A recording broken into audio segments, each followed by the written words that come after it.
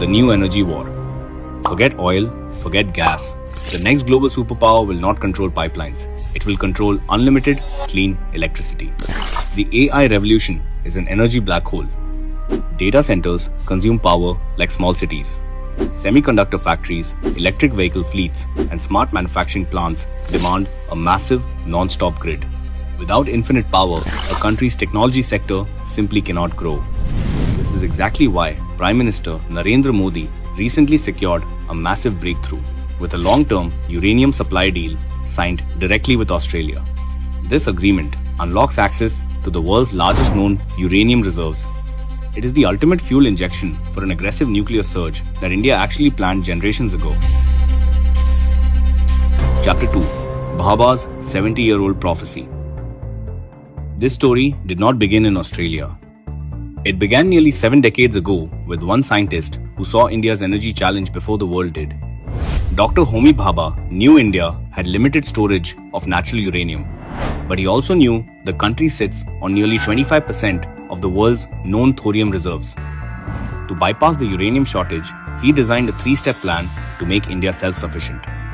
First, import uranium to run basic nuclear plants. Second, take the leftover waste from those plants to run advanced breeder reactors.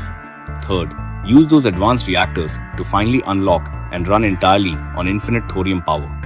Ultimate energy independence, with zero reliance on foreign countries, was the original blueprint.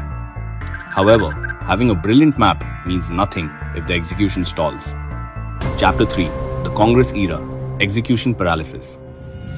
That execution is precisely where the momentum died under successive Congress-led governments. For decades, this visionary roadmap was choked by red tape, indecision, and shifting political priorities. Projects moved at a snail's pace. Critical nuclear reactors faced endless delays, and the Thorium project remained trapped inside research labs instead of being built on the ground. Worse, controversy struck the coastline. The unique beach sand that contains India's thorium became the target of massive illegal mining allegations. Whistleblowers and activists raised alarms, with reports claiming up to 2.1 million tons of this special sand had vanished under the watch of the UPA government, essentially locking away nearly 195,000 tons of valuable thorium. While the UPA leadership issued denials, the damage to the nation's energy future was already done. The failure wasn't a lack of resources, it was a textbook failure of political execution. And this multi-decade stagnation required a complete shift in leadership to fix. Chapter 4: The 2014 Pivot. That shift arrived in 2014 when the Modi government took office and fundamentally changed the strategy. The era of passive management was over. The new administration immediately tightened laws around beach sand mining, took direct control of critical minerals, and choked off the illegal export networks. But stopping corruption alone doesn't build power plants. To unlock Bhabha's final dream of thorium power, the Modi government had to aggressively restart India's nuclear engine. Doing so forced them to address a core scientific question that often confuses critics. Chapter 5: The Uranium Puzzle Simplified. People frequently ask, if the Modi government wants thorium independence, why are they importing foreign uranium? The answer comes down to basic physics. Thorium cannot burn on its own. Think of thorium like wood and uranium like a matchstick. You cannot start a fire with wood alone. You need a matchstick to ignite it. In the nuclear world, thorium needs uranium to trigger the reaction and turn it into actual, usable fuel. Securing global uranium today is the only way to light the fire for a thorium-powered tomorrow. But try to understand that to get that uranium, India first had to break a decades-old global blockade. Chapter 6: Breaking the Global Isolation. Breaking that global isolation was never easy. For decades, international nuclear trade remained restricted for India because of its decision to stay outside treaties like the NPT. Australia, under its policy framework at the time, refused uranium exports to India. The issue was not India's ability or technology, it was a question of global confidence. But over time, under the Modi government, that perception changed. India built a reputation as a responsible nuclear state and strengthened strategic partnerships across the world. And just so you know, India still did not change its position on the NPT. The world changed its approach towards India.